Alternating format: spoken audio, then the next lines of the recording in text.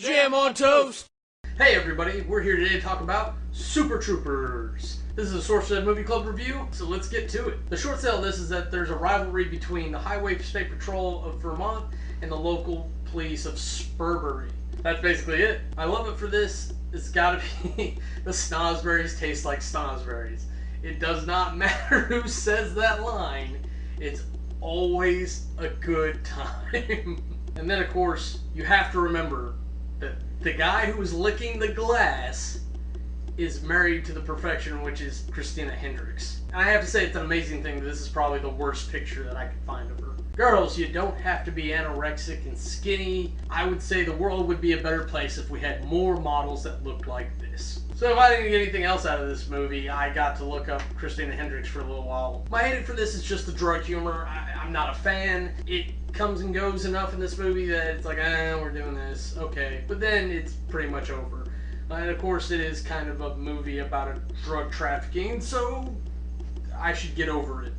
The MVP of this to me is definitely Ursula. It took me a while to figure this out because all the cops are pretty even on their importance, and I was about to give it to the Highway Patrol police chief because he's the straight man who has to rein all these yahoos in, and I realized that she's the one person in this movie who's not busy trying to fight and do everything. She just wants to be a good cop and actually get out there and do her job without being put down by these misogynist asshole local police cops. And there's nothing to say she wouldn't be a good policewoman. Let's move on to categories. Aesthetics. It looks like a modern day type cop movie. It looks what it is. It's very short and simple. There's nothing phenomenal. They did some good play with putting Farva deloused with sugar power. The security cam capturing Farva beating up the Pimple Burger guys. There's little things like that throughout the movie that help it along. Aesthetics gets an 85. Character development. Each of the cops has their own personality, their own flaws, their own quirks,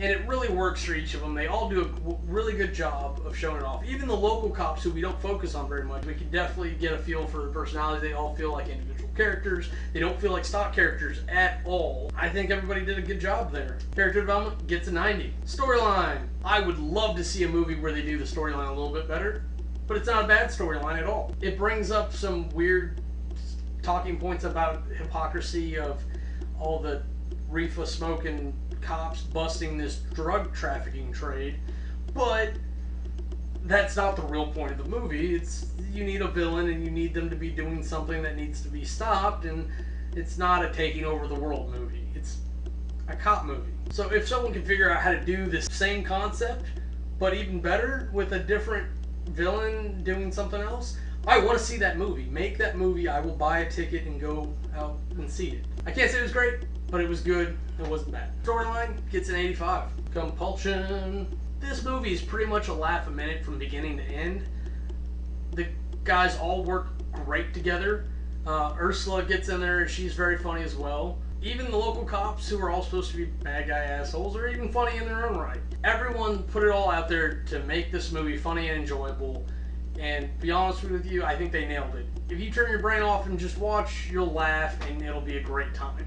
Compulsion gets a 90. Now if we total all that up, we give an average of 87.5. That puts it in our top tier. I'd say it's definitely not a must-see, but it's a very funny movie from beginning to end. If you're on the fence about it, go watch it. You'll probably have a good time. And if you're trying to look at it a little bit deeper, which you probably shouldn't be, you're going to find rivalry and romance and justice all wrapped up in a funky monkey layer of humor. And to me, you know it's a good movie when the most boring scene is the epic fight scene at the end. Not saying it was boring. It's not a boring scene. The rest of the movie's just so funny. That's all I got for you today. I'm Cameron. Have a nice day.